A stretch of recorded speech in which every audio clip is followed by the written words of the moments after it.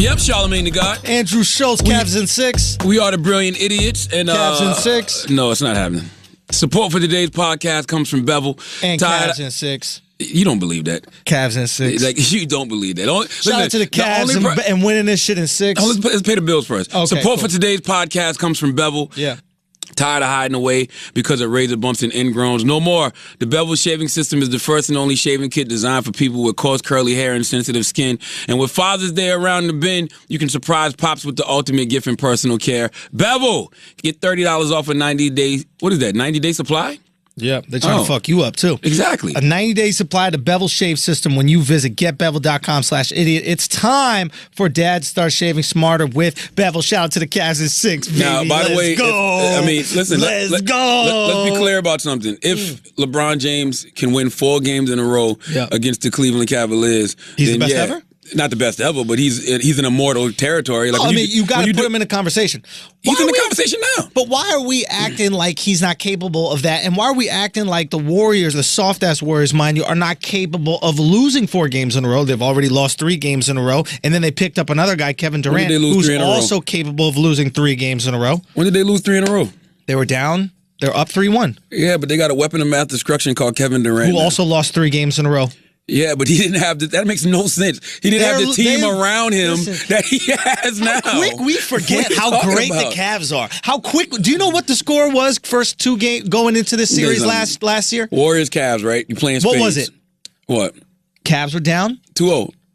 There we go. Why are we acting like this can't happen? Because they have Kevin Durant. Yeah, but they don't have Festus Ezeli. Okay, you cannot win a championship without Festus Ezeli. Now, listen. Do you realize that if this was spades? Every game, the Warriors got 4 possibles. You gotta give me Uno, Kevin, give me chess, give me some white shit. I don't understand spades. Okay. Well, in spades, you got guaranteed books. They got 4 guaranteed books. Draymond showing up, Steph showing up, Clay showing up, Kevin Durant showing up. Cavs got 1 big joker. It's the biggest card in the deck. That's true. LeBron James, and the rest are possibles, B. I know y'all love Kyrie Irving. Kyrie Irving's a possible, B. Nah, Kyrie a beast. I ain't see it. I don't see it. Beast. He had a shitty game last game, but he a beast. He absolutely a beast. He's not playing around. This dude is... I don't see it. Cavs in 6. Let's not forget. Kevin Love showed up for LeBron. He's been showing up all playoffs, all series. Nice. Where you at, Kyrie?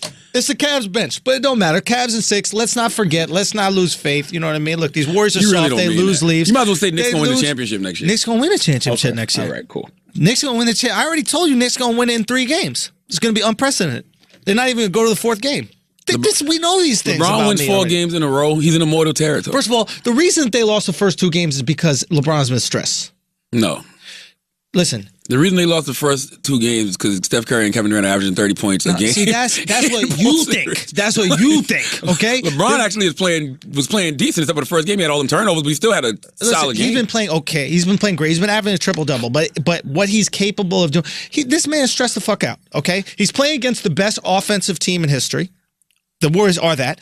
And he knows when he goes back to Cleveland, they've been here all week, he knows when he goes back to Cleveland, he's going to have to hear his wife complain about the Rihanna shit. And we act like that's not a real thing. That's a real thing, okay? This bitch shows up to the fucking thing, screaming his name. By the way, the king is the king, dabbing, bending over. I know that sounds crazy, but that was random as fuck. Why were all those celebrities in Oakland? I know everybody got private jets and they can do what the fuck they want when they want, but that shit looked like L.A. or New York the other night, bro. You had Kevin Hart there, Jay-Z, Rihanna just randomly in Oakland. Yo, Rihanna's randomly in Oakland screaming, "The king is the king!" Now, dabbing, that's not the bar, though. That's not the bar. Shit. If Rihanna's in Cleveland tonight, because nobody has no reason to be in Cleveland on a random Wednesday. She don't got the balls to do that. She don't got the balls to do that, yo. Because, honestly, LeBron's... Now, put it this way. I don't think Rihanna has fucked LeBron specifically because of how much she loves him. Like, if you actually fuck this dude who's married, I don't think you would be front row screaming his name, the king is the king, dabbing. No, you do that because that's the front, because people will think like you're thinking. Like, people ain't gonna triple negative. Listen, people ain't gonna flip it 3 times on that ass. Real side chicks either are very discreet, like very, like you don't even know they're there. Tell us about how I've got a lot of experience. You can go buy my book, Black Privilege: Opportunity Comes to Those Created. I talk all about it. My house is an open book. Yeah. But I heard the Side next chick- book is about Dominican side chicks. Nah, yeah, Dominican Michael Kors privilege. Listen, that's what it's gonna be called. Michael Kors privilege. Listen, How to convince a Dominican to get an abortion with a purse. holy shit. Abortions come to Dominicans with Michael Kors purses. Holy shit. We out here, baby. We out here. Side chicks are either very quiet, very discreet, don't want to be seen, Yeah. or over the top with it. Okay. Over the top. Okay. Like, are they? Because they can't be that cool. Like, why would they be that cool? That's what I'm saying. And she They're hasn't hit not. him with the "that's my brother." No, she looks at him like he is the alpha male of the world. Last year, she kissed the goddamn TV after they came back and won the finals. Rihanna on a lot of levels like this. Rihanna knows she's the queen, right? Mm-hmm. She knows she's the top. This is some real primal, evolutionary, biological shit. What you mean? Like, she wants the alpha male. LeBron, arguably, is maybe the greatest like human specimen right now. By the way, every Caribbean woman wants the alpha male. Sure, but they can't Caribbean have women don't want to tell you go but they fuck your can't mother. have it. LeBron is arguably the best human. Like the way he's built, the guy's fucking brilliant. He's about to be a billionaire. That's it. And she is a reflection of that. A lot of times women are the reflection of the guy that they're with. That's why they want to be successful dudes, right? Rihanna's definitely an alpha female. She's an alpha female, so Yeah. she needs an alpha male. If anybody's disrespected by this whole situation, it's Steph. She's not even looking at Steph. Steph who? Curry. Man, nobody gets. Steph got Aisha. Where has Steph and she Aisha, been? listen. Aisha put on 10 pounds. They took the camera off of her for a Nah, year. she's at every game. They don't even go cutaways. Nah, It used to they be did. her bacon. It's her It and used her to be mom. her and her mom, all that shit. Because somebody told her to get low. Because after last year, when she jumped out during the finals, like the NBA is It's rigged. rigged. Like, shut the fuck up. Like, relax, homie. I mean, you know who told her to get low? Carbs. That's who told her to get low. She put on 15. Rihanna and gained the a little camera weight said- too, though. Yeah, but she needed that. I'm not gonna lie, I like a little bit more Rihanna, Oof. bro. All right, a little bit more Rihanna A little more is not Riri. hurting nobody. Ain't upsetting me. She's filling out in the right places. But I'm gonna tell you know what though, if LeBron is cheating with Rihanna, that's a great. That's There's great. no way she wouldn't be so audacious about it. Yes, she would. He told everybody off. No. What throws people? This makes people interested in it. This makes people think it's actually happening. Because that's the simplest thing to think. The simplest thing to think is Rihanna. First of all, that's actually real sexist and chauvinistic on Sure, our Rihanna part. likes him. She must be fucking. Yeah, Right, Rihanna's at the game cheering for They him. gotta be fucking. Listen, it's dudes out there crying over LeBron. Now they ain't sucking LeBron's dick. They would. They would. They would. Keep it 100. Keep it 100 right now. Oh, you know yeah. this. Is Drake fucking John Calipari? Hey, I don't know. hey, keep it real. You don't think there's some dudes out there that would brush LeBron's hair? Oh, without question. If LeBron was like, yo, I just need a guy to brush my hair goddamn before. hair. Without question. Shit. Without question. I got a homeboy, man. I would love to, King. I got a homeboy. His name is Coop. Salute to Coop. Yeah. Fat little fuck from Columbia, South Carolina. Right. I'm like, this guy would suck LeBron's dick if he got the chance. Yeah. And I don't mean that in an insulting way, Coop. I tell you these kind of things all the time. Yeah. There's no way you can love a man the way that Coop loves He LeBron wants to be James. close to greatness. Like, he wants to swallow greatness. I love great people, but I don't want to fuck them. I don't drool over them. Would you fuck Oprah? That's Oprah. That's yes or no. No, I wouldn't fuck Oprah. I wouldn't fuck. I'd ask my wife first. I'd be like, yo, can I fuck Oprah? I would. Now, she's, put it like this. Now, this is an even better test. Not would you fuck Oprah. Yeah. Would you ask your wife or main girl for a hall pass to fuck Oprah? That's how you gauge it. Because that's even more complicated. Yo, you changed, bro. What? You changed. You all faithful. Yeah. You all loving. Yes. You all caring about your wife. You goddamn This right. a new Charlemagne. You damn You're an right. adult. You're a grown I'm up a now. grown motherfucking You're a grown ass husband man. You and dressing father. like a guy who cheats. Motherfucker's in a full Adidas tracksuit, baby. with flip flops. If that ain't the least, I'm just going to the faithful store real quick. outfit. I'm going to the store real quick. But you don't want to. But you don't want to look too bummy because you're going to need a little side chicks out. I'm going to the store real quick. You got your little. Why you wearing shell toes to the store? These not shell toes. These are Adidas flip flops. These are Adidas slides. That's all. I'm going to the store real quick. It's great. That's Listen. the best cheating line ever. All right, listen. I'm gonna be back on the road this week. If you're in New York today, which is Thursday, I'll be at the Hudson News at Penn Station at 3 p.m. Signing copies of my New York Times bestseller, Black Privilege Opportunity Comes to Those Who Create It. So if you're in New York today, which is Thursday, Hudson News at Penn Station, 3 p.m., I will be there. And Philadelphia, I'll be seeing you tomorrow. I'll be at the Barnes & Noble's, 1805 Walnut Street at 6 p.m. I'll be in Philly tomorrow. Signing copies of Black Privilege Opportunity comes to those who create it. 1805 Walnut Street, 6 p.m. Okay? Friday, Philly. Come see me. We got to talk about this Bill Maher shit, man. Talk to me. It's just interesting how conversations spiral. Like I really got pissed off this week because I saw people calling Killer Mike and Michael Eric Dyson coons. And that's when I realized that it's this woke handbook. I don't have one, but it's clearly a woke handbook that everybody follows from. Mm-hmm. And if you stray away from what is in this handbook, you are a coon. Bye-bye. You cannot be objective. Nope. You can't have no nuance with the situation. Nope. Nothing. And that's not the way life works, people. There's not just black and white. There's a lot of area with a lot of shades of gray. Now, do I think white people should say the N-word? No. It never works.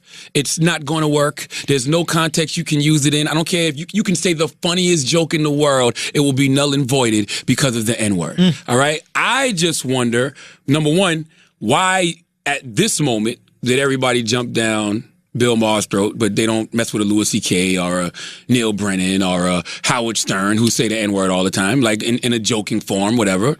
But that's neither here nor there. My biggest thing with the Bill Maher situation is I don't think Bill Maher's racist. I think he got a little too comfortable. And I think that he let the N-word slip in reference to him, but I don't think that he should be fired for it. And I hate the fact that this week on his show, he has Ice Cube, Simone Sanders, Michael Eric Dyson. I tweeted yesterday, Bill Maher's going to be fire on Friday. I watch Bill Maher all the time. We talk about Bill Maher. I watch Bill Maher all the time. Yeah. I'm like, Bill Maher's going to be fire on Friday. Yep. Everybody's like, yeah, you would cape for the PR show where he invites all the blacks to come spin it. I'm like, why wouldn't you invite blacks after you had a controversy of saying the Hey, by the way, how about this? How about if you actually watch Bill Maher like I do every week? Last week, you'd have saw in the credits, next week's guest, Ice Cube and Simone Sanders. The only person they added was Michael Eric Dyson. Right. They were already scheduled to be on the motherfucking show. But y'all don't know that because y'all don't watch Bill Maher. Right. That's why it's so easy for y'all to jump out the window and say Bill Maher's a racist. Right. Is he an Islamophobe? That's debatable, but I want to talk about phobias today too because I have a theory about this whole phobia thing. I'm always trying to label people phobias. Before we get into that, can you tell me what Killer Mike said and what Killer Mike basically said that we have bigger things to worry about than a white person saying the N-word. And he got grilled for... they're killing him. I'm like, first of all, it don't get no blacker than Killer Mike. Killer Mike been banking black. First of all, Killer Mike was born in Atlanta, Georgia. Yeah. One of the blackest cities in the goddamn he owns a barbershop. He owns a black barbershop, a few of them, a few black-owned businesses. You're already there. He's been banking black since a kid. Yeah. He graduated from Morehouse. If you graduated from Morehouse, own a black barbershop, and you bank black, I think you're allowed to bestow N-word privileges on a white person. No, he didn't do that. He actually said, he didn't do that. He actually said you should punch Bill Maher in the stomach, check him, and keep it the fuck moving. Right. Because that's the truth to the matter. Bill Maher is just a white guy who hangs around black people who got a little too comfortable with a joke. What did Dyson say? Dyson, let me read his quote verbatim because he had a long quote. Let me find it. All I know is this, man. I don't give a fuck. Put it like this. I don't care what Michael Eric Dyson and Killer Mike said. There's never, in no way, shape, or form, should Michael Eric Dyson and Killer Mike ever be called fucking coons. Fair enough. There isn't two guys that are blacker that have stood up for blackness. Like, how do you call Michael Eric Dyson and Killer Mike coons because they have a different opinion than yours? Well, Michael Eric Dyson started his statement by saying Bill Maher is absolutely wrong, but he knows Bill Maher is not a racist, right? And my other thing before we look, it's capable to say the N-word and not be a racist. We have to first acknowledge that. Context is very important. Who is the least racist white person that you know? The least racist? Yeah. I don't know who. Doesn't matter. Justin Timberlake. Justin Timberlake. What I'm saying is, you know what I'm saying? Like, we could take the least racist, the most woke white person. Sean King, right? Absolutely. Definitely the least. You could make an argument that he's actually the most, but whatever. Well, we'll get there. You know what I mean? But that being said, he can simply read that word. He can even say Howard the sentence. Stern has repeated the word all week long in reference to Bill Maher, and nobody said anything. Absolutely. Howard Stern has done sketches you can pull up online where he's saying the N-word. Now, granted, back then the climate was different. You could let a maggot fly. You could let oh, it's a lot. Now y'all missed the 90s, bro. There's a lot of maggots. Okay, a lot of maggots y'all missed the 90s. Yeah. But back then you could get away with a lot. I'm just saying now, I just don't think any white person should do it because whatever context you're trying to use it in, it's not going to work. The opportunity cost too high. The opportunity cost too high. Here's the thing. There's one word you just can't say. You just don't say it. Don't say it. That's been my, like, first of all, I don't have any inclination to say it. I don't know, maybe outside of a song lyric or some shit like that. And then I told you the one time that I want to do it is in the dismissive way. I don't do it, but like, we've went through this on the show. When like something happens and you just like. Word please. Yeah, but like when you don't even add the please, when you just go. Nigga. Yeah, that is the only way. Whatever that way is right there, that's the only part of me that's like, man, I wish I could say that one. Edit that one part. It's my voice. Because my head just bobbing. Watch. I see it coming. Anyway, my point is there's one word you just can't say. You just don't say it. The opportunity cost too high. Listen, I want to listen, I feel the way some of y'all feel about the N-word, I feel about the word maggot. It's a slur. Yeah. But it's really a great word when not used in that context. Absolutely. Like you it almost puts everything in perspective. I believe that the word faggot, we'll say the word. Whoa. I believe the word faggot, I believe, is a bundle of sticks that was used to start a fire. It's a cigarette in London. Real quick. So it's a bundle of sticks that was used to start a fire, and I think they started calling homosexuals faggots back in the day because they would actually light homosexuals on fire with a faggot. So I think that's why. Whoa, really? Yeah. So and that's why you get the term flaming faggot, whatever, right? Oh, okay. I'm definitely not using it then. But look, Chris, stop it. Get out of here, we're saying a word. This is the problem. No, we're having the a conversation explaining why the word is wrong word, and why you shouldn't say. By the way, we're educating people on why the word is wrong, and here you are silencing speech so we can. Because here's the thing: maybe some motherfuckers would stop saying the word faggot when they realize the context behind it. As soon as you said that just now, when you said it to me just now, you're like, I'm God like, damn, I don't want to say it. I'm not saying that shit no more. Because to homosexuals, all they hear with that word, obviously they're going to hear the trials and tribulations they went through, but they're also hearing shit. There was a time where they used to burn me. Yeah, exactly. You know what I'm saying? So that's fucked up. There it is. So and now, honestly, to maybe some young kids, because I was in Koreatown the other day, and there was these Korean kids, young Koreans, like 20-something years old, saying the N-word. Now it was Koreatown because there were no other, black people, white people, anybody else around to judge them. But the word has just become such a colloquialism that they were saying it on some like just hip hop shit. They think it's culture. They listen to the music. Because they detached from what that word meant. Now maybe if we saw some videos about when that word was used, you're gonna think twice about saying that shit. And that's a discussion that I've been having. So real quick. So with that word, right? Now we understand the context of that word. We understand maybe it's bad. I forgot the point I was trying to make with it. Now with the M word here, we know it's possible to say that word and not be racist. That being said, the opportunity cost too high. Don't say it. Now here's the tricky situation. We understand you don't say that word because it could, and it definitely does trigger people and make them feel horrible things. That's why I don't say it. Absolutely, I don't have any interest in say it, but I double don't say it because it could really affect somebody's day. That could be hurting, especially coming from a white person. Especially coming from a white person because of the thoughts and images they have, the experiences they have. That's all I'm saying with that. What you were just saying. That being said, no, but it's not like that. That's totally different because I'm not. You full of shit. And I'm gonna tell you why you full of shit. Yeah.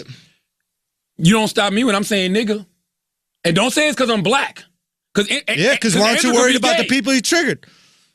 What do you mean I could? Wait, hold on. What do you mean I could be gay? Hold on. Wait for it. Dick segment. No, because I'm saying, if you hear me use the N-word, you don't stop me. It's like, oh, he's black. But you could, why not say? So you're allowed to trigger people? Yeah, no, exactly. That's not right. So we found, but anyway, point being right here is, so now here's the tricky thing. We don't say it because we could possibly trigger people. Now, HBO is in a very hard situation right now because, look, there's a lot of rape victims out there that might watch an episode of Game of Thrones and see violent rape scenes. They got rape scenes on Game of Thrones? Oh, all the time. It's basically all rape. So they might see those violent rape scenes and they might feel very triggered. Now, if they came out and said, Game of Thrones, I feel triggered by this, they'd be like, well, this is a drama and it's using, rape in the purpose of showing how horrible it is and showing dramatic. Technically, Bill Maher's show is comedy, and he's using that word to induce comedy. Did we maybe think it was a funny joke? No, I didn't really think it was that funny. Timing was good. Timing was good, but I don't think the way you said it, the way you corrected it, would have made it a much more palatable joke and then funnier. Like you said, he should have said, look, the guy said we'd be working out in the fields, and he should have said, Senator, if white people were slaves, I'd have been in the house. Bang. Bam. You don't say the N-word, you get a funny reaction, and it's self-deprecating. You're basically saying, I'm too pussy to work in the field. Listen, that word is such a trigger coming from a white person. People don't even realize he was being self-deprecating. He was Not only did they realize he was being self-deprecating, they didn't even hear what the senator said that set the joke up. The whole thing about being in the fields. Now, I'm not making no excuses for Bill Maher whatsoever. All I'm saying is context is very important. And my other problem I have is you got all of these think pieces and Bill Maher is the worst, and he's always been the worst, and he's always been racist. Well, if he's always been racist, why y'all just protesting now?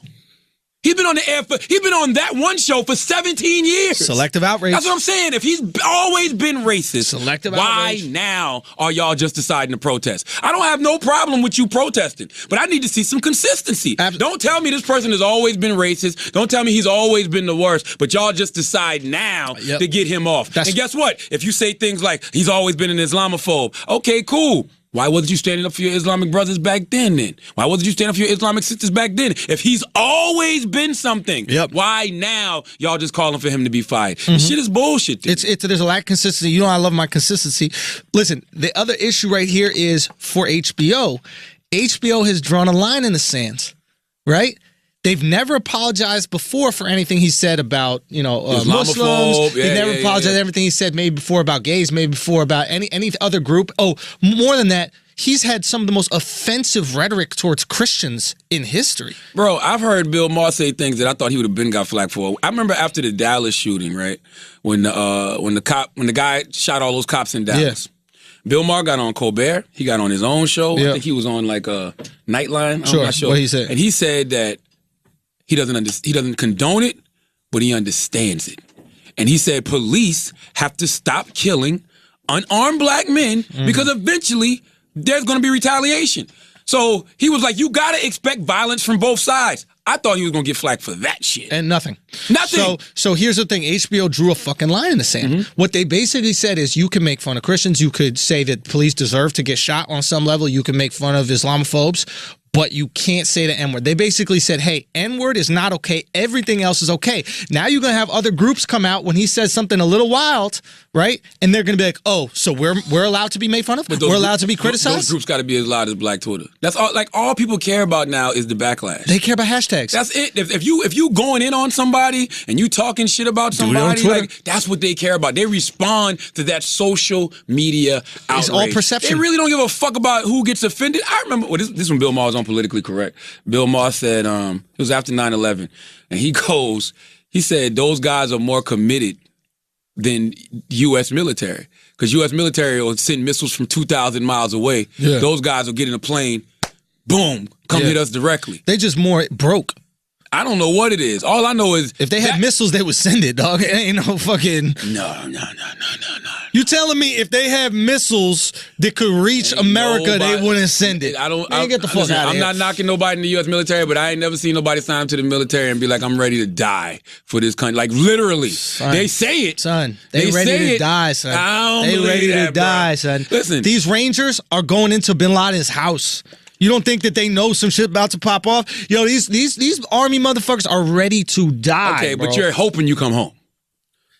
They're hoping they go to heaven. Heaven's better than home. But that's what I'm saying. They just don't believe in heaven. Those jihadists go in on some, we know we're going to die. There's a difference between knowing you're going to die and hoping you come home. Yeah, but that's the most pussy shit. They the most pussy to me because you dying to go somewhere better.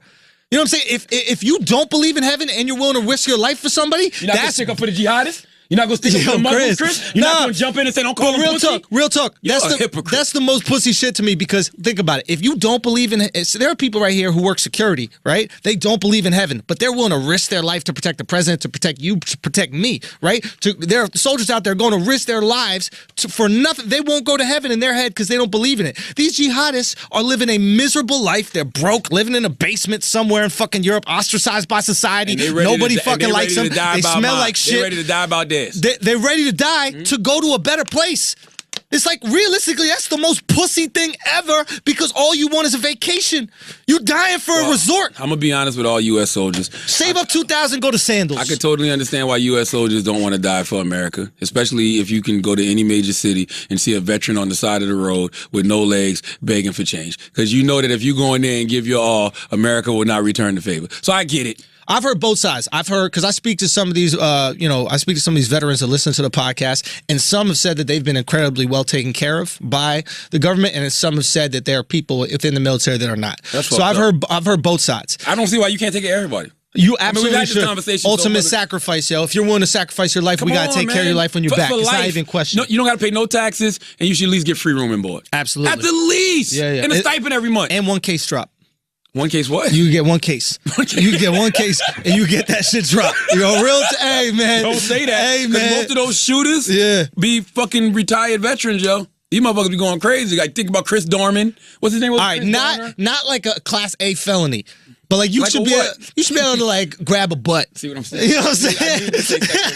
I knew it was gonna be sexual assault. Nah, I didn't say sexual assault, that is bro. sexual assault. Just join the army already, man. You know what I mean? Think about that. Get mad dudes in the army though. Think about that. That's Chris, better than college. You want us to read that army ad right now?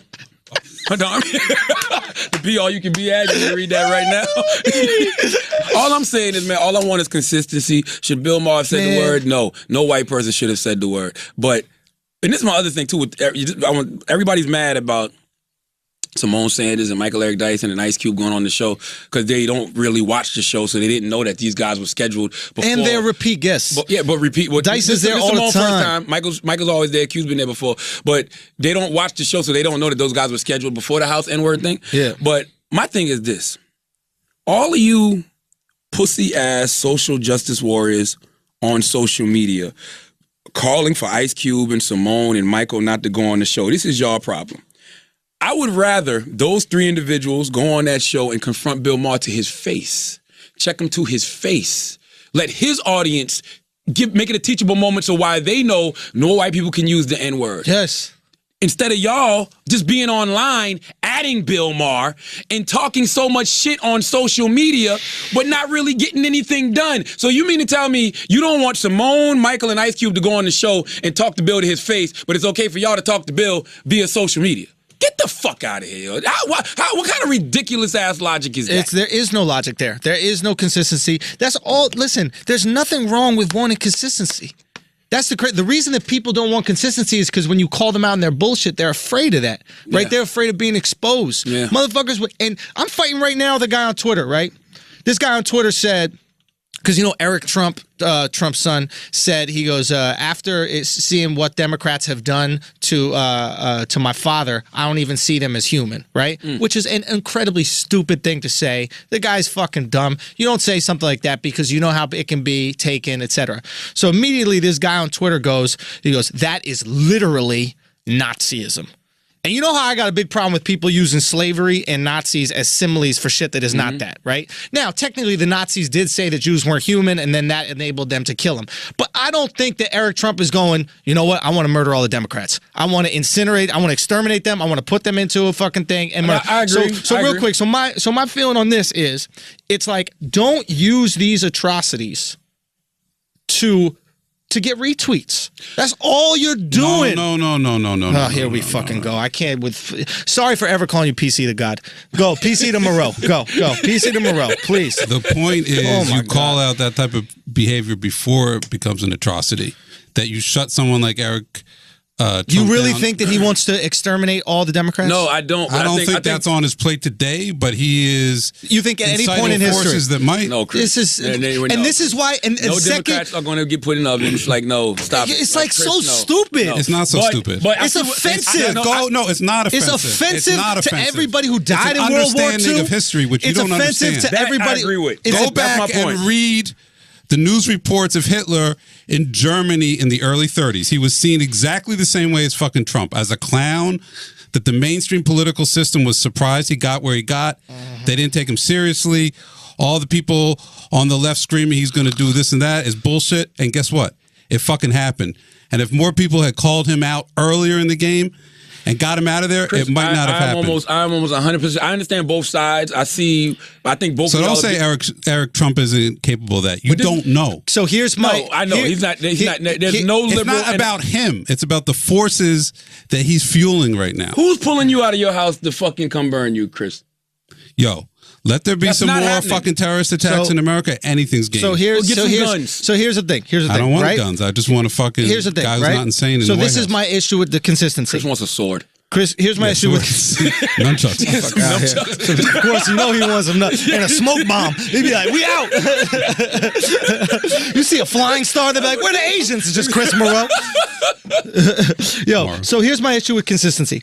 Remember when Sean Spicer said that dumb shit? Even Hitler didn't use chemical weapons, right? Yes. What did the media say? How dare you downplay Hitler's atrocities? How dare you belittle how awful Hitler was and what he did?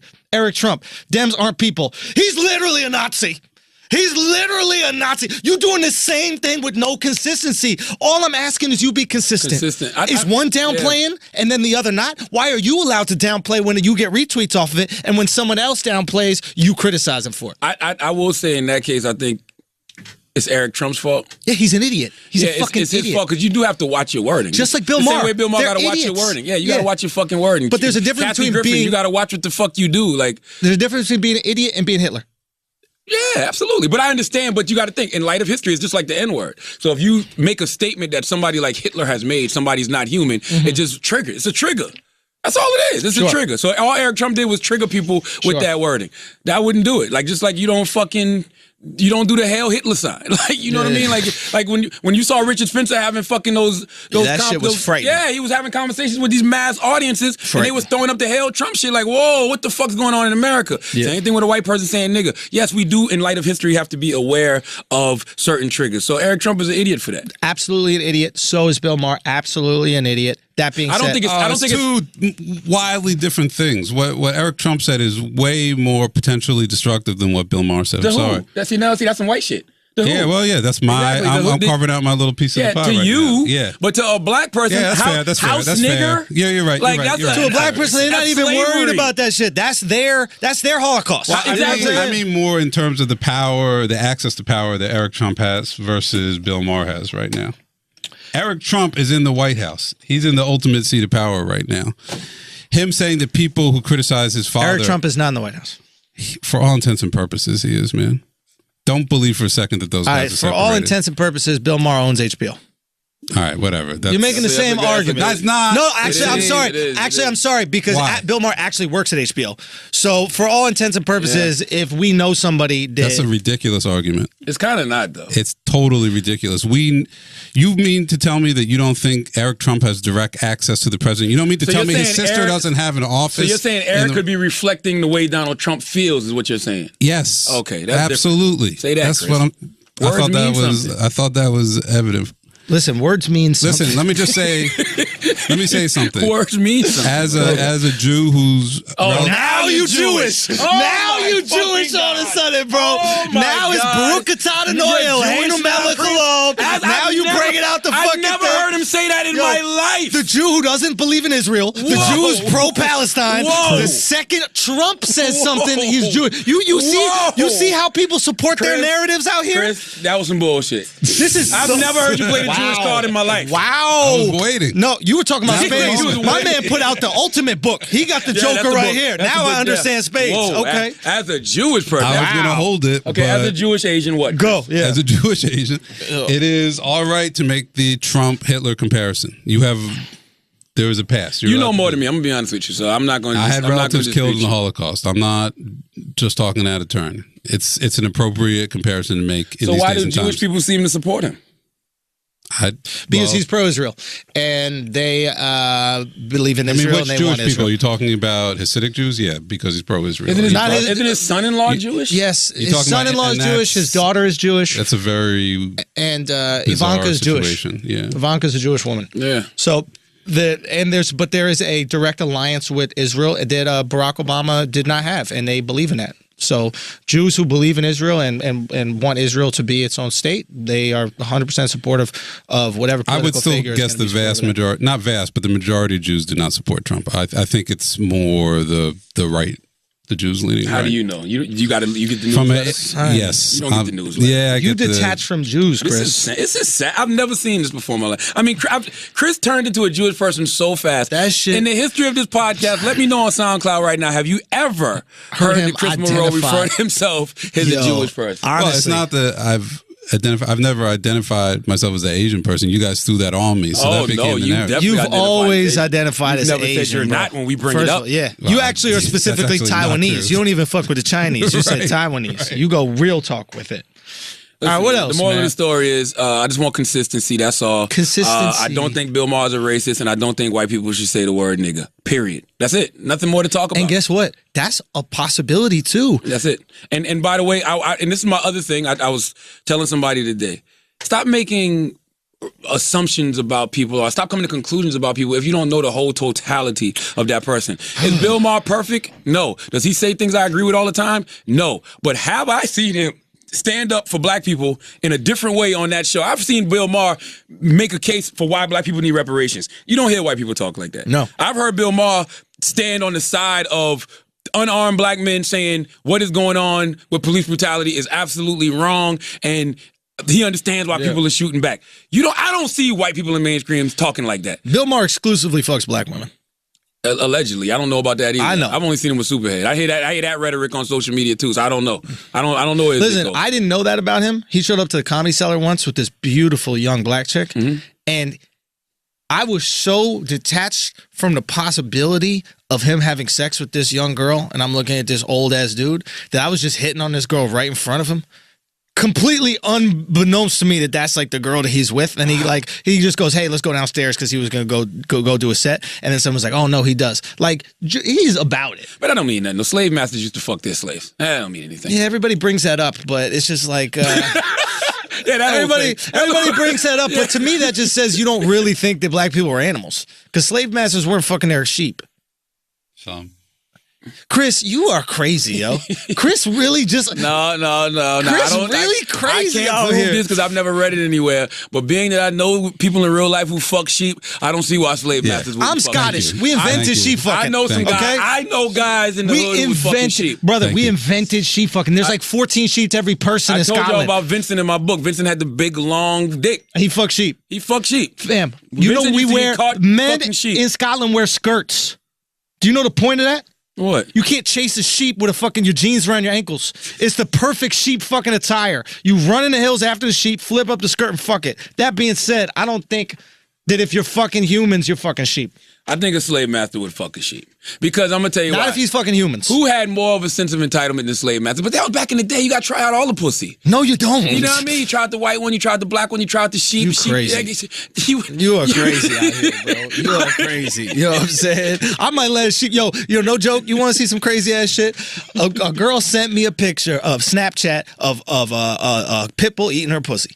Really? I had never seen this shit in my entire life. See, and I had my friend record it. So don't send me snaps if you don't want me to record I know girls who let cats lick their clit because cats got rough tongues, so they put a little honey on their clitoris. Look and at they this let shit. the cat go to work. Look at this shit. How crazy.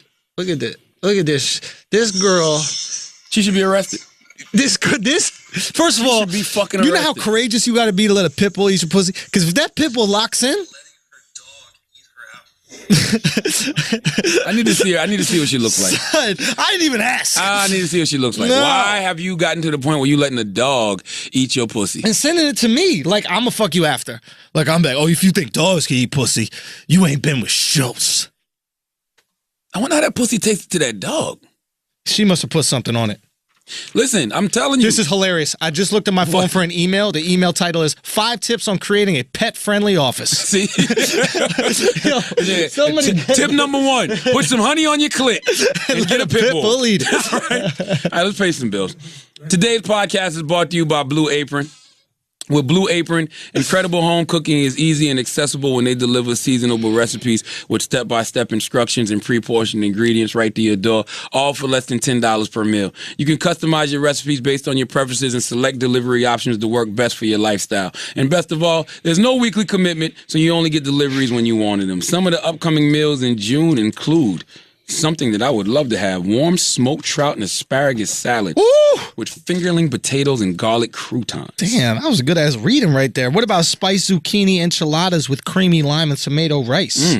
What about some elote-style vegetable tostadas with summer squash, poblano, peppers, and cilantro That's a rice? nice little La Marina meal. Right before you go to La Marina here in New York City, throw that down. What about peach honey glazed chicken with mashed sweet potatoes, collard greens, and Thai basil? Come on, Chris. You know you like that Thai basil. I Come on now. actually cooked Blue Apron the last 2 nights. How was it? Sunday night, it was good. I did spicy cod with Indian rice and squash. And then last night, I did meatball subs with Parmesan, which I gave to my kids for school day. And I do have to say, like, the spicy cod, that's a dish I would have never made on my own. And I don't really know how to cook. So if nothing else, I would say Blue Apron actually, the way they lay out the directions, you can actually figure out how to make a meal that you would. You know what, Chris? Let us sell this from now on. I think you got to let us do the sales. You know what I mean? You want me to do I'm not gonna lie, you sound depressed. You sound like you cooked 2 depressed meals. No, they were good. They were good. Do your tears come with the Blue Apron meals, or that a special custom Christmas roast? I spice it up with a little wrist blood, cut my shit, let it drip in at least 4 drops. I got brain fog. I'm sorry. I can't. All right, check out this week's menu and get your first 3 meals free with free shipping by going to blueapron.com/idiots. You'll love how good it feels and tastes to create incredible home-cooked meals with Blue Apron. So don't wait. That's blueapron.com/idiots. Blue Apron, it's a better way to cook. Yo, I got a question. All right, Yes. do ugly chicks need to wear a burqa? What the fuck is a burqa? A burqa is the like the traditional Muslim garb that covers your whole body. Do ugly chicks need to wear a So burqa? I researched the burqa. The point of the burqa is it's about modesty, right? Okay. Being modest and protecting men from themselves.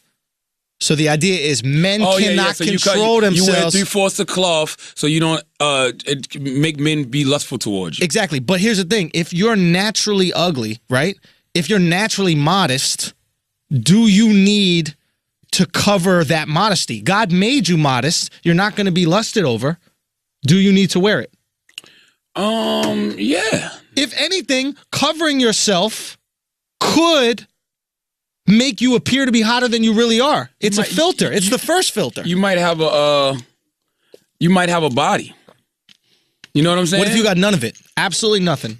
Top to bottom, horrible. Listen, man, every girl can make a guy lustful. Like if the desire is to not make if the desire is to make a woman less, I guess, desirable, so it don't turn a man's lust on. Yeah, throw them 3/4 of cloth on.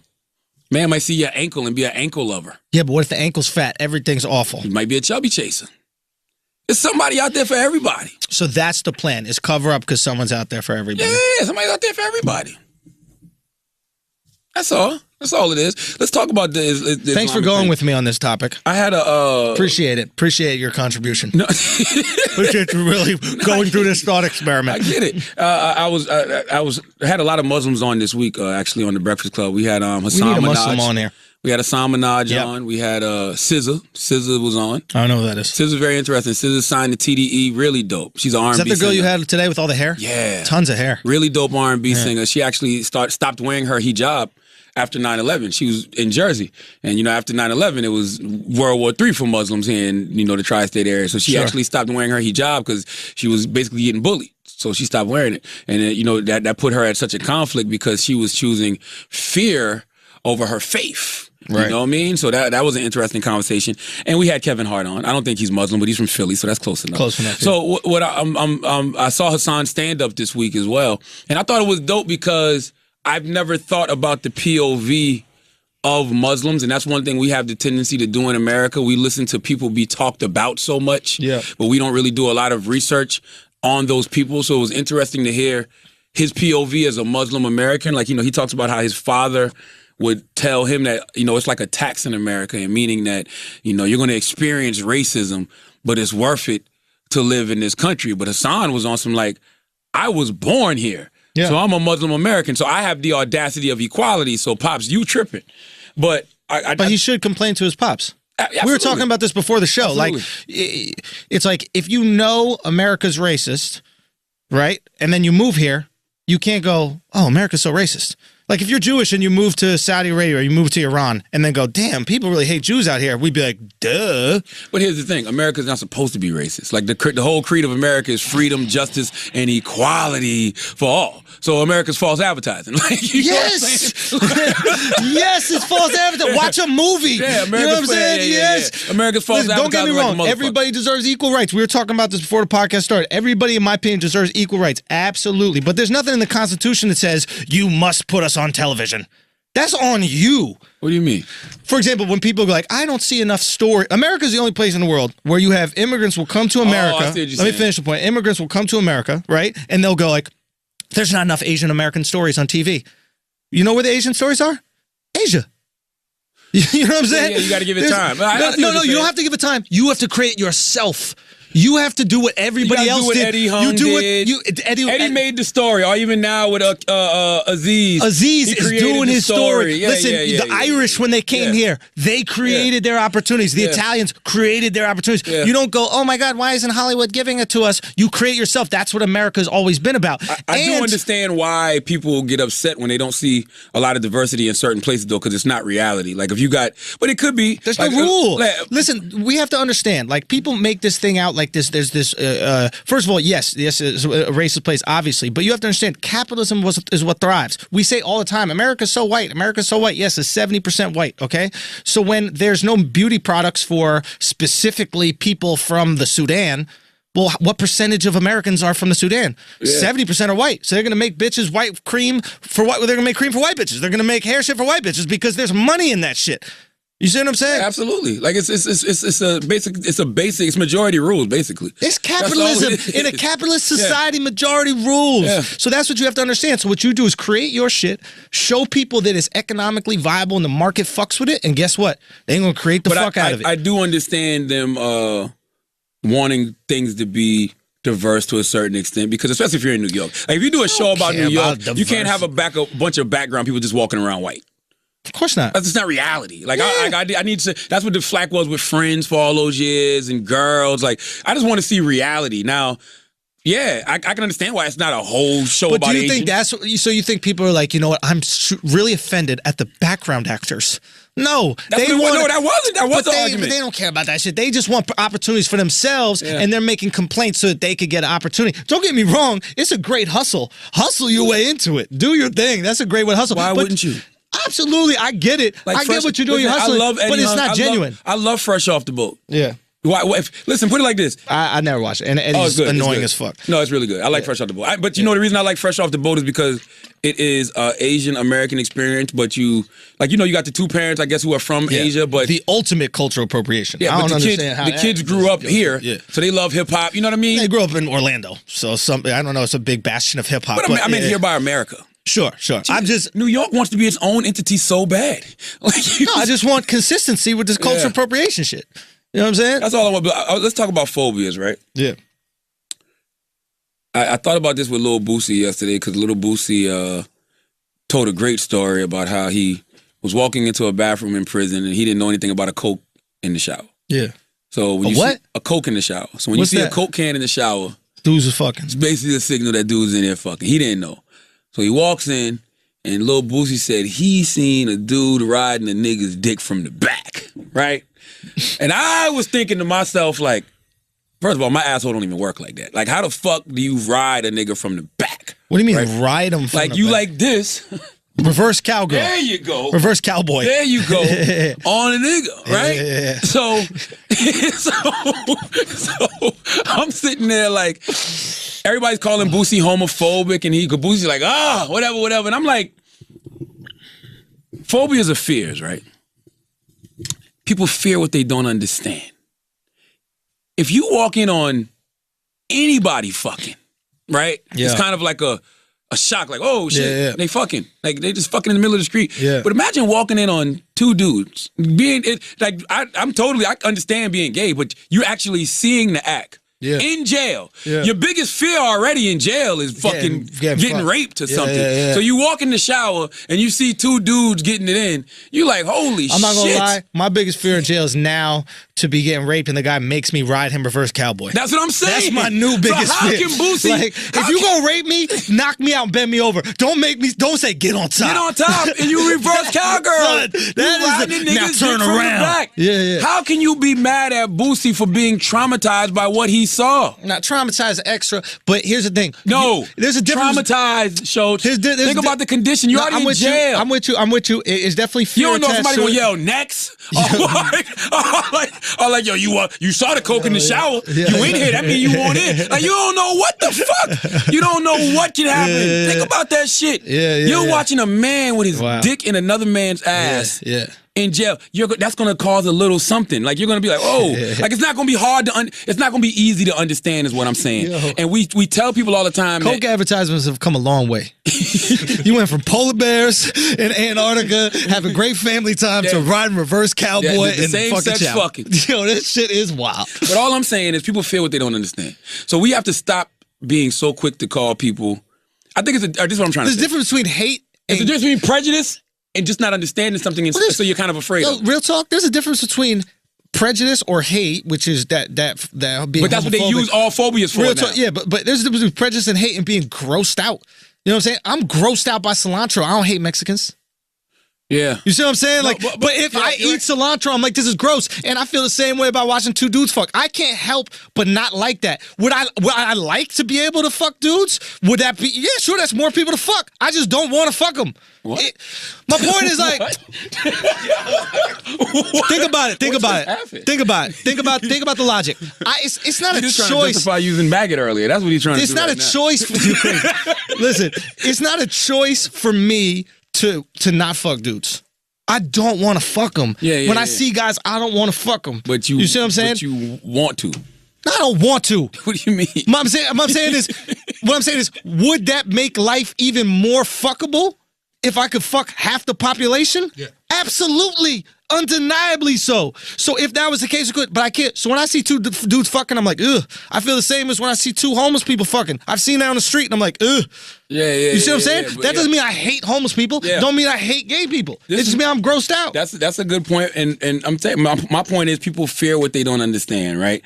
It's a lot of guys who cannot understand why two men would want to be with each other. Why? Same thing with transphobia. People don't understand why somebody would want to identify as something else when they were born as something else. Same things with Islamophobia. Some people just don't understand the Muslim religion. I think about how they do understand it, you and went and they're bought a phobic. Quran Yeah. because you wanted to understand them better. First of all, if you don't, how do I say this? If you want to be open-minded about Islam, don't read the Quran. Because once you start reading it, you can be like, yo, this shit's fucked up. And the same goes with Christianity and same goes with Judaism, man. Because when you read the actual book, the shit in there is wild, Why did you buy the Quran? Because I want to learn. You wanted to learn. And that shit made me more phobic. And it made you more scared. That's what I'm saying. So Boosie wasn't that homophobic. And then he saw a dude riding first cowboy. He's like, I don't understand afraid. that. My butthole don't work that way. Listen, I was watching American Gods the other day, right? Yeah. And they had a guy, the two gay guys were having sex. The guy was on top of the guy. Yeah. The guy lifted the dude's legs up like a girl and put his dick in. I was like, that shit works like that? Charlamagne was so distraught, he texted me. I didn't understand it. He goes, yo, you could lift a dude's legs up and fuck him? This dude was uncomfortable. No, because I do truly believe that gay people are born that way. Right? I truly believe that. I believe gay people are born gay. I believe maybe in some cases people choose to be. I definitely believe gay men are born gay. I believe gay men are born gay. Gay women is like you could have had a couple bad relationships. Gay, right? You could definitely be open. That don't even count. Yeah. Gay men. Right. I'm glad we got video for this because you got to see Charlamagne's face when I say gay women. His hand literally just shoot things off the table. We don't count that. Listen, gay men have to be born that way. So I was thinking, well, damn, so are gay men's buttholes born different? Because this guy literally had his legs in the air and was on top of him like a man on top of a woman. I was like, oh, shit. Nah, they're not different. They don't got a clit in their ass. The dick is a longer clit. No. Oh, by the way, they do have a G-spot in your ass. Oh, you're absolutely right. You're absolutely right. It is a G-spot in the asshole. Why is that? for gay people. I really think gay people made that up. No. I really do. Or girls made that up so they could stick our fingers in our ass. Because I had girls say that to me. Do you know your G-spot's in your ass? And I'd be like, listen, I'm coming just fine with my dick. Stop making things up with your fake news so you can emasculate me by finger fucking me. American Pie made everybody want to try that shit. Remember Stifler was getting fingered in his ass? Shit, that's for Stifler. I ain't never. Was nutty. Let me tell you something. I love that movie. That influenced me a lot. You know what I didn't want to do after that? That made me prostate cancer phobic too. What's that?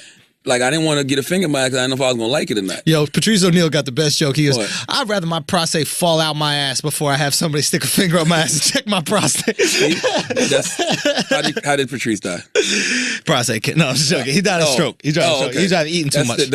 I'm letting the doctor stick his finger up my ass in order for me to not have prostate cancer. Yo, man, I might have a really gross ass because doctor never stuck his finger up my ass. Shit too hairy, bro. It really might be. I think a doctor looks my ass and be like, nah, I think your prostate good. No. I think that shit, all right. You gonna be all right, bro. That'd be funny as hell. You go to the doctor be like, you don't care about your prostate, do you? Your ass too hairy for me to want to check that.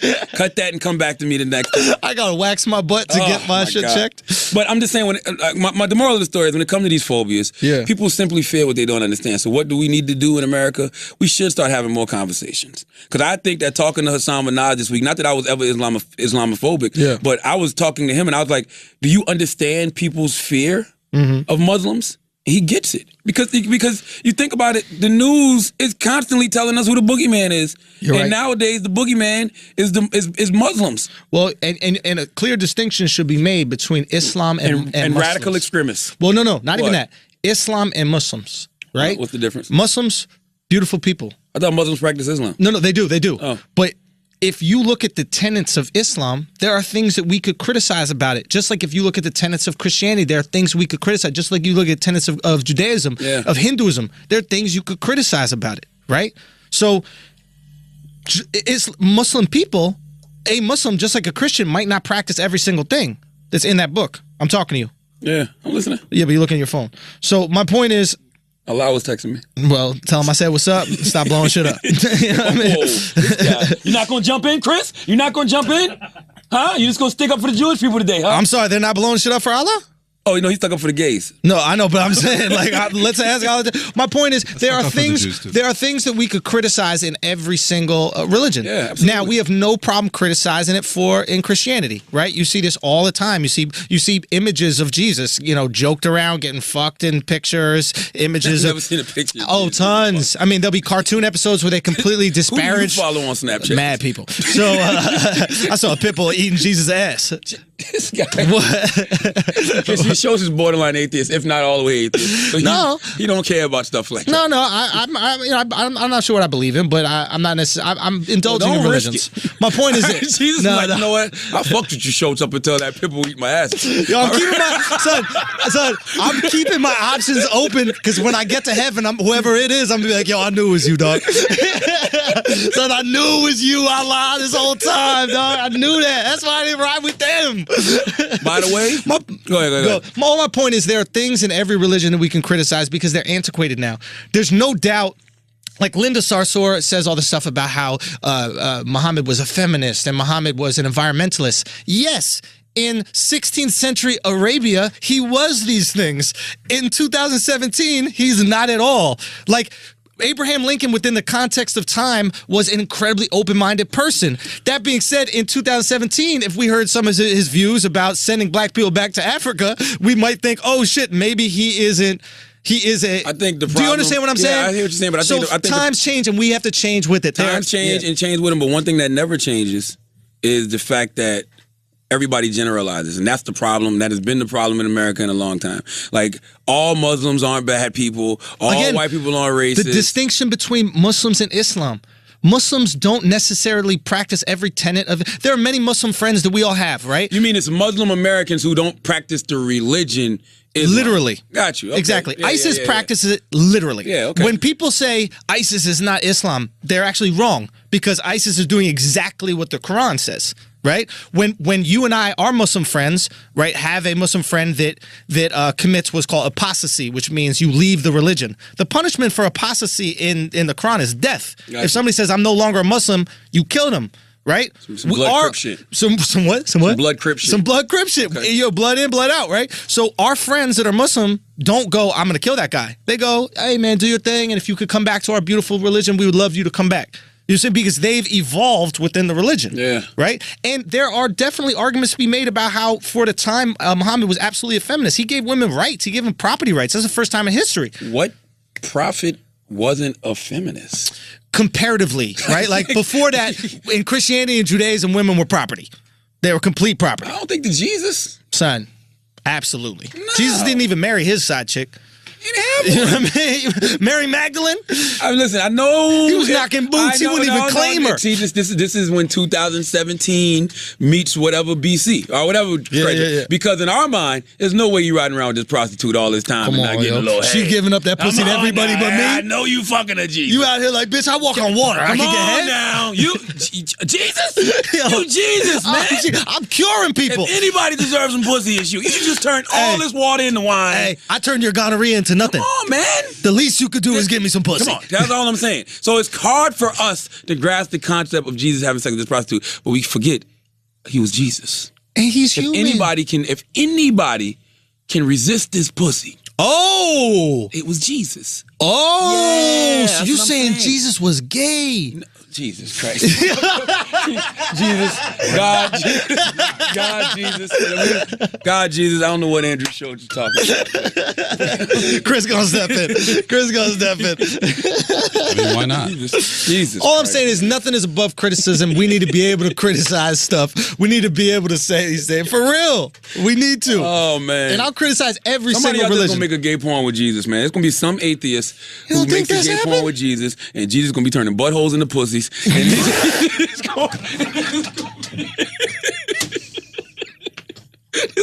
this is so crazy. Yo, This is horrible, man. it is what it is. It is what it is, man. We gotta live. All I'm saying is people feel what they don't understand. We got to start having more conversations. Like talking to Hassan this week was good. Yeah. And I'm a person who is a blank slate. Like I don't generalize. So Yeah. I know the difference between Muslim Americans. I know the difference between people who study Islam. I know what a radical extremist is. Like, Sure. like I'm not tripping. You know what I'm saying? Yeah. When Hassan said some real shit, Hassan was like, look, we make up like 1.5 billion of the population or whatever it is in the world. He was like, in America, he was like, here in New York, we could absolutely kill everybody if we wanted to. He said, you go to the halal stand, you buy some food, you get sick, you go to Dr. Khan. He was like, we could kill you if we wanted to. Sure. And then we had the whole conversation about how in America, like we always pick one thing. Like if it's one thing, everybody media makes it crazy. One case of Ebola gets blown out of proportion. Sure. Meanwhile, millions of people are dying from AIDS, HIV/AIDS every day. So he's making the all lives matter argument. I don't think it's all lives matter. Yeah, it is. I think it's reality. The vast minority of black people are killed by cops. Most of them are killed by black people. But so he's saying, why are we worrying about these cop killing? All I'm saying is when people do shit for their benefit. So his argument is, hey, why are we worried about this terrorism when there's so many people dying from it other makes sense things? in America, though. How many times has America been attacked by Muslim extremists? 9/11. Yeah, that was don't get me wrong. Sure, it happened in Ohio big State. one. Happened in Ohio State. There was an attack at Notre Dame University just with a hammer. The guy didn't kill anybody, but then they shot him. There's other things. Now you also have to understand when he said there's 1.5 billion Muslims, we could kill everybody if we wanted. You couldn't actually because there's a very small population of Muslims in America. America has a very tiny population. There's much larger population of Muslims in Europe, and that's why they have so many more attacks. Maybe. It's undeniably so. It's just the reality. I mean, when we start distracting like this, when we start making these arguments of distraction, I feel the same way when it comes to Black Lives Matter. It's an issue with policing and black people. Yeah. We can't use the distracting argument of black on black crime. When we're talking about Muslim extremism, which is a thing, and this is happening, it just happened in Manchester. We know this is happening, right? Once we make these arguments like, but what about all this other extremism going on here? We're distracting from the issue at hand that we need to deal with and Yeah, solve. but I don't think we're ever dealing with the issue because I think we're always trying to punish a certain community when we should actually punish the bad guys. Well, who's the bad guys? Whoever's committing the crime, I guess that's the Absolutely. thing. I guess that's where profiling comes into play, and that's where stop and frisk comes into play because it's us having to pay for the sins of people who look Sure. like us who are actually committing crimes. But we're scared to profile. These people that are blowing shit up in Europe right now, you know that they're on watch lists. You know how pissed off that makes no shit. sense. That shit make me I so pissed saw off. that the other day. I was like, It's like if you know that if you on a watch list, why don't you watch him? nah. You know what I'm saying? You want to do some I'll watching? be honest with you. Yeah, it should. You get on the watch list, we gotta round you up for a little while. That's You gotta sit over. We gotta quarantine you just for a minute. Yo, See, figure this out. There we go. No, I'm serious. Like, free vacation I to gotta Cuba. contain this. Guantanamo, free vacation. You can't, like, You in can the eat some the way they plantains. used to say about Michael Jordan, you can't stop him. You can but only you hope to to contain him. All right? So contain what we can. That's all I'm saying. Like, let's contain what we can. Watching is one thing. Sure. But no, he needs to spy on him at all times. Absolutely. Like, at all times. And it doesn't make you a racist or homophobic to say that. It doesn't make anybody Islamophobic to criticize If you got a certain pedophile things. in the neighborhood, it's a sign in the neighborhood that says he's a pedophile, and the whole neighborhood keeps the eye Sure. on this motherfucker. Hey, guess what? Even if a guy isn't a pedophile, if he was once accused of pedophilia, guess who I'm gonna watch? Guess who not looking after my kids? That's it. Guess who I'm not gonna leave No, in the you park? can't go knock on the door and sell him no Girl Scouts. No, you can't. He not getting no Samoas. Yeah. That's it. Listen, no Thin Mints. No thin mints for you. I'm just trying, I get it. Like I get it, and I'm starting to understand. I'm really understanding why people have phobias. Because that's what they really are. People fear what they don't understand. Absolutely. And this is what they're telling us now. Now they're just telling us, no, just the way it is. Understand. If it. you're fear, you're hateful. You're hateful? No. I'm not. There's a distinct. Please make the distinction between Islam and Muslims. Like, you have to make that distinction. Yeah. There is a religion that has certain rules that now do not equate with modern Western ideology. They just don't anymore, right? Yeah. And then there's a group of, there's 1.5 billion people. The vast minority are beautiful, loving individuals. So stop criticizing the people and criticize just the rules in this belief system. I'm going to be honest with you. Disagree with. My biggest phobia is crazy phobia. Talk to Because I feel like every day of our life, we're waking up and we're trying to avoid other people's crazy. Yep. Like, that's all it is. We don't know who's going to blow some shit up. You know what I'm saying? Yeah. We don't know who's going to touch little kids. Like, every day of our life is us trying to avoid other people's crazy. I read a story today. I get a guy a donkey today. This guy hated same-sex marriage, right? Yeah. He hated same-sex marriage. He's in Utah. He's actually filed lawsuits to try to get them to reverse same-sex marriage. Meanwhile, he goes to the court and tells the court he should be allowed to marry his laptop. Yo, What's his argument for it? Because if you're allowing same-sex marriage, you should allow him to marry his fucking laptop. So the guy, the attorney general in Utah is fucking with the dude, and he goes, "How old is your laptop?" and the guy goes, "I've had it for 15 years. It's not even of age. You're not even able. Even if the Constitution allowed it, it's an underage laptop." And what was his reaction? He didn't say nothing, but it's just the principle. Yes. You're against gay marriage, but you want to marry your computer. Yeah. You don't see the hypocrisy in that shit? And you know, these are the people that always say, I don't like when gay guys hit on me. Stop hitting on me. Well, maybe if they were all married, they wouldn't have to hit on you. Yeah. You know what I mean? They got one dick in their life. That's it. There you go. And then you never worry about getting hit on by a gay guy again. There you go. This guy must have seen the movie Her or something, man. He must have seen the movie Her, and he fucking decided to be in love with his motherfucking laptop. My point is, you're protesting against these guys who are in love, or these girls who are in love, who want to marry each other. You're prejudiced against that, but you want to marry your laptop. Now, I'm just if a same-sex couple, two guys came up to me and told me that they were married, I'd be like, "Oh, that's what's up. Congratulations." Yeah. Guy walks up to me with his fucking laptop and goes, "We're married." I'll be like, "This motherfucker got a bomb on him. This motherfucker about to shoot us all. Let me get the fuck away from this crazy ass motherfucker." How do we know the laptop consented? That's what exactly. You know what I'm saying? That's all Did the saying. laptop say yes? Crazy phobia, bro. What we're really afraid of is crazy. You're absolutely right. So when Lil Boosie walks into a bathroom and sees a nigga riding another nigga from the back, Yeah. he thinks this shit is crazy. He's afraid of the crazy. Because all he kept saying was, I didn't know about the coke in the shower. Because if he'd knew about the coke in the shower, he'd have saw the coke in the shower and he would have said, "Oh, some crazy shit going on in there. I'm not going to be privy to it. I'm not going to witness it. No, nothing." It's the same thing with all of this shit. Some of us think Islam is crazy. I don't think Islam is crazy. I actually study a little bit of Islam. But some people think Islam is crazy. Sure. So in their mind, they're like, "Yo, this shit is crazy." Like, they're trying to avoid getting blown up and all of this shit. Sure. They see trans people, and they're like, "That shit is crazy." Right. People are every day just trying to avoid what they deem as crazy. So we gotta have these conversations so we don't think people things are crazy. So if you actually have a conversation with a Muslim, you'll realize they're not crazy, and that they probably disagree with a lot of.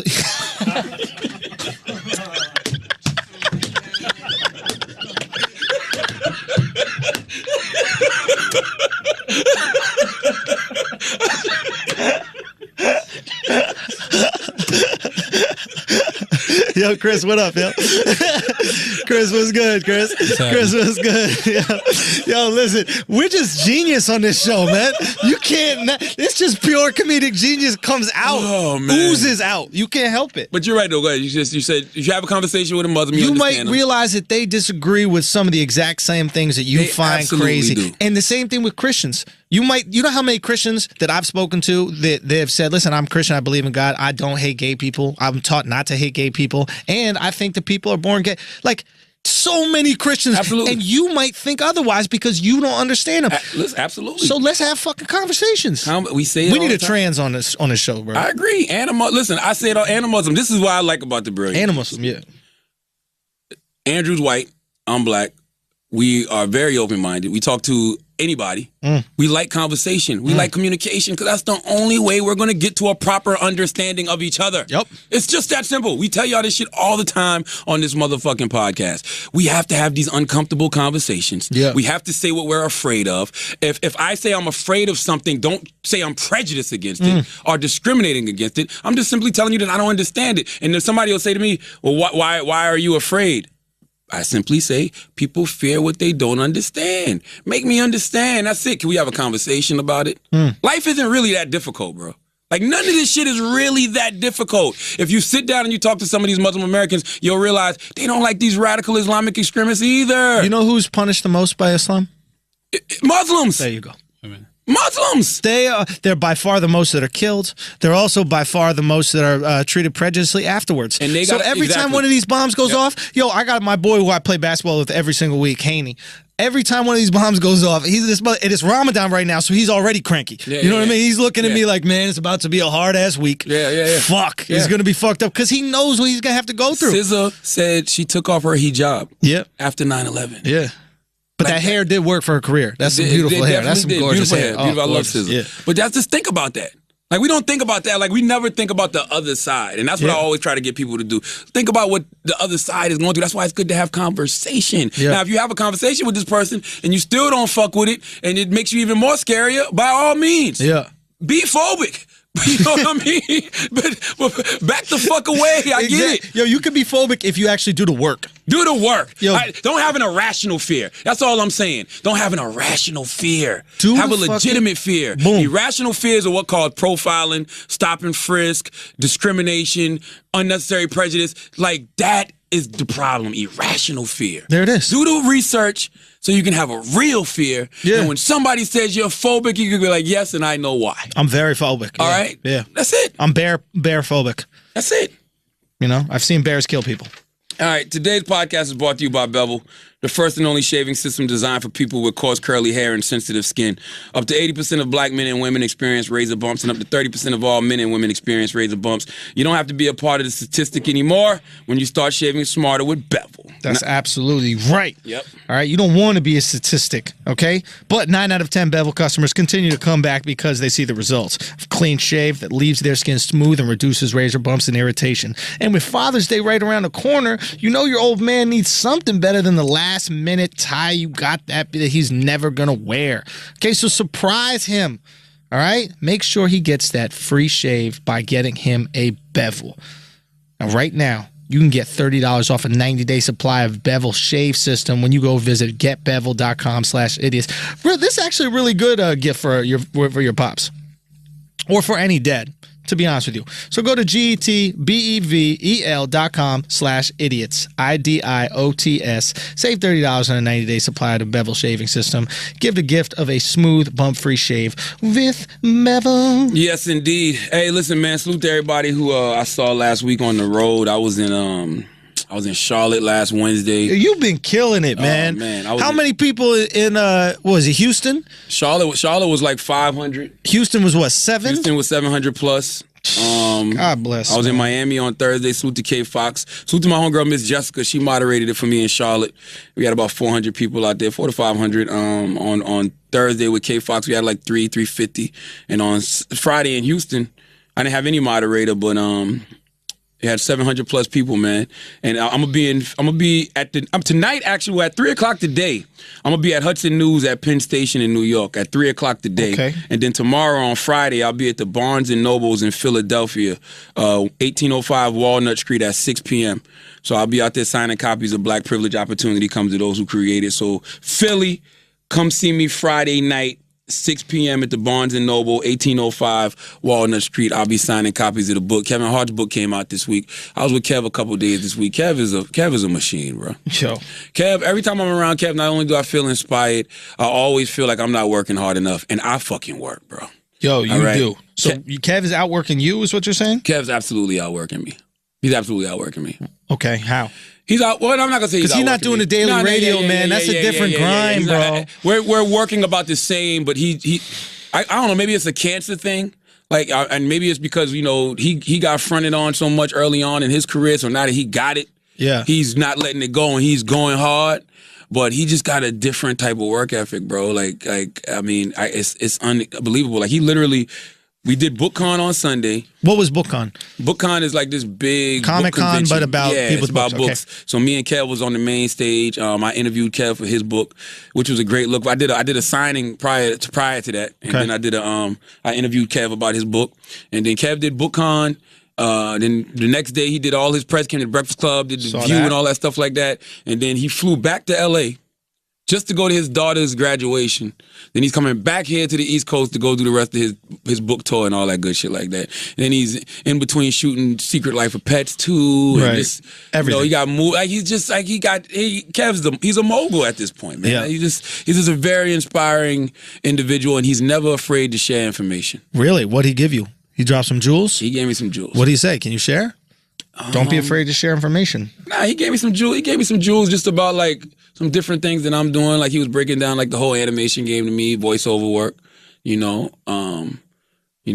I got a couple things that I'm working with a couple companies when it comes to stuff like that. So he broke that game down to me, and he was just talking to me about like the whole book thing because he been watching what I'm doing. Right. And, he's very impressed by what I'm doing. And so taking what I'm doing and adding some things to it. Okay. So he's telling me, and I'm like, well, Kev, I still got a book on the shelf. So don't think that I'm not going to take what you just told me and add it to my repertoire to keep selling my book. You know what I'm saying? So it's just good conversation. Like he's just, people like that, even though we're the same age, like people like that, they got more experience than me in a lot of different fields. So you shut the fuck up and you listen. Yeah. You know what I'm saying? I have no problem shutting the fuck up and listening to Kev, And I'm just going to take this opportunity to say that I have been on the New York Times bestsellers list for 6 weeks in a row. And this is probably the one time that I'll say I did something before Kevin Hart. All right? Okay? This is probably the one time I'll get to say that I did something before Kevin Hart got a chance to do it. Okay? So 6 weeks in a row. 6 weeks in a row. Because Kev's absolutely going to be on the list next week. Without question. Unbelievable. He's going. It's not unbelievable. The guy's fan base is not him. Oh, you. Oh yeah, 6 weeks is great. 6 weeks in a row in the New York Times bestsellers. Might be 7. I don't know. And what is the goal? Do you keep on pushing the book? When do you stop? I don't know. See, it seems like you keep on going back out. But once again, that's the beauty of not knowing something. That's how I grew in radio so well. Because I don't know how to do radio. You just know how to. I know how to be me. Right. So for me, I got a product on the street. It's a book. Robert Greene sold 1 million copies of 48 Laws of Power over a decade. You know what I'm saying? Yeah. So people either were sharing the book and promoting it, and it never stopped. You got to get a platinum book cover. That would be hot. When you sell 1 million, if you actually get the hard copy. Oh, no, I'm platinum in the book world already. You already sold 1 million? Not 1 million, but I'm the equivalent of platinum in the book world. What is that? What you think, Chris? Probably over 100, maybe. Yeah, I mean, it's more the bestseller. 6 weeks in a row is you're in a different category once you do that. Holy shit! Man, thank you to everybody who bought the book. I really appreciate it. Wow, it's the most fulfilling thing I've ever done in my professional career. Really? Absolutely. Because it's a book. Like, I understand the transformative power of books. Like, I like reading. Like, I understand how books change my life. So just to see people embracing it the way that they have and feeling inspired and feeling empowered, that's all we ever trying to do. Yeah. Like, we're not trying to do anything else. Yeah. I don't care how unorthodox you may think our methods are. All we're trying to do is empower, inspire, and bring people together. That's it. I can't speak for that's it. I know you feel the same way. Absolutely. Like, that's it. I thought it was great. You know, I'm very supportive of the ideology behind it.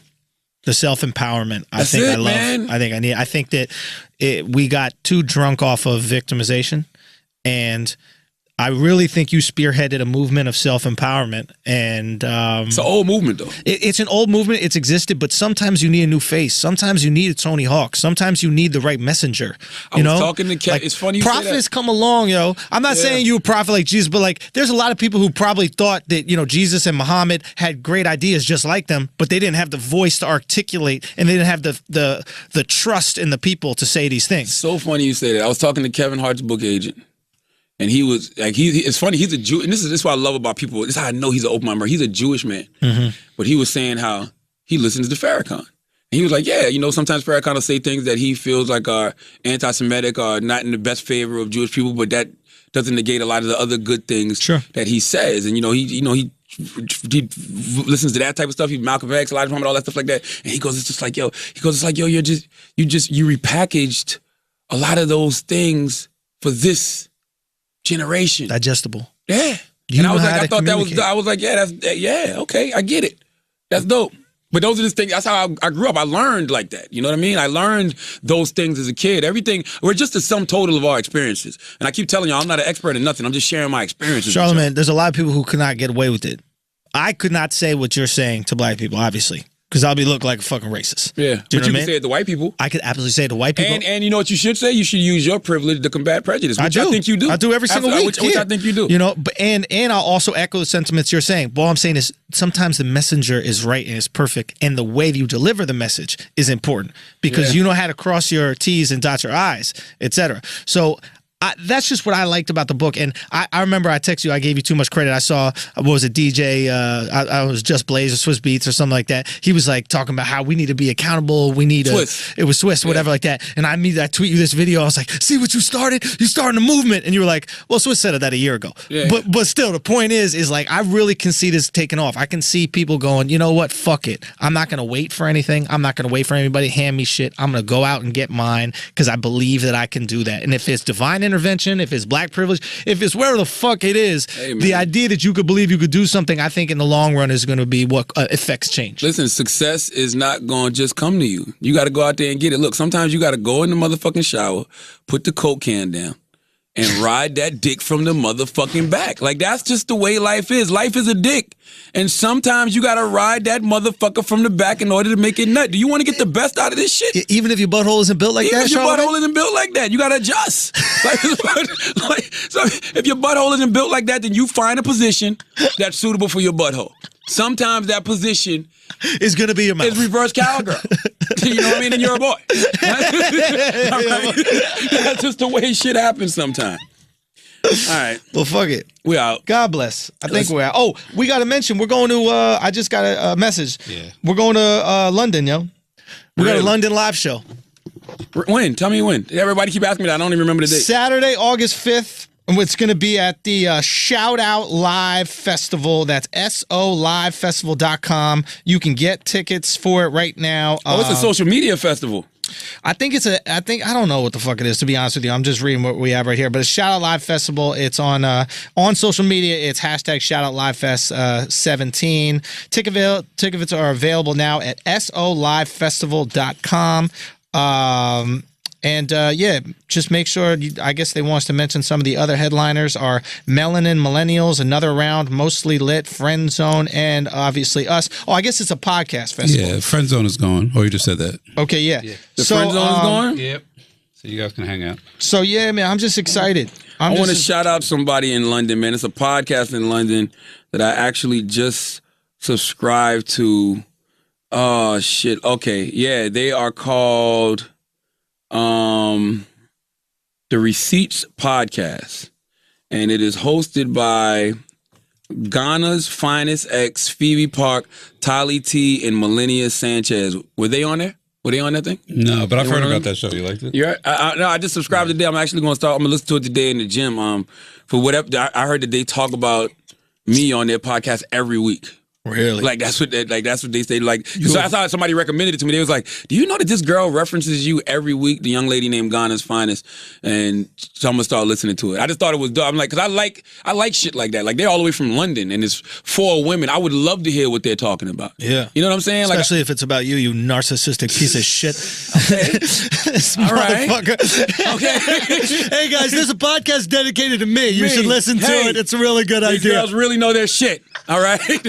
Okay. I've never heard it a day in my life, but they sound like they know their shit if they fuck with your book. It's like Jesus recommending a Bible. Yo, I got a good book you should definitely check out. It's Listen, really man. written about me and all the great shit I did, but let's check it. You know why? Because I'm taking accountability for self.